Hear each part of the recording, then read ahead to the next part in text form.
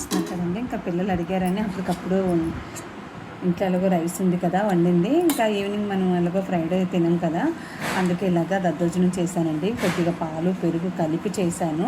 అలాగే ఇంగు వేసేసి పోపు పెట్టేశాను అనమాట. కాజు ఇంకా మొత్తం అన్నీ కూడా వేశాను. అలాగే దానిమ్మ కూడా ఉంటే అవి కూడా గింజలు వేసేసాను అనమాట. చాలా అంటే చాలా అమ్మీగా కుదిరిందండి. దద్దోజనం అయితే చాలా బాగుంది. ఇది మనం అమ్మవారికి అలాగే పూజల టైంలో కూడా మనకు నైవేద్యంగా పెట్టుకోవచ్చు అనమాట.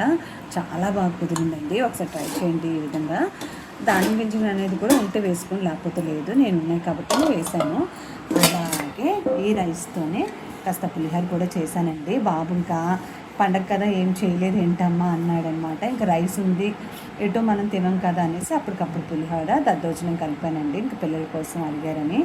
బాగుంటుంది, బాగా కుదిరింది అనమాట. రెండు కూడా మీకు కూడా చిన్న షార్ట్ అనమాట. నచ్చితే ఒకసారి ట్రై చేయండి అనమాట. పులిహోరలు కంపల్సరీ ఇంగువ వేసి చేస్తానండి. చింతపండుతో చేస్తాను ఎక్కువ నేను. బాగుంటుంది, ఒకసారి ట్రై చేయండి అనమాట. ఈ రెండు కూడా మీకు నచ్చితే లైక్ చేయవచ్చు అనమాట. Thank you, bye.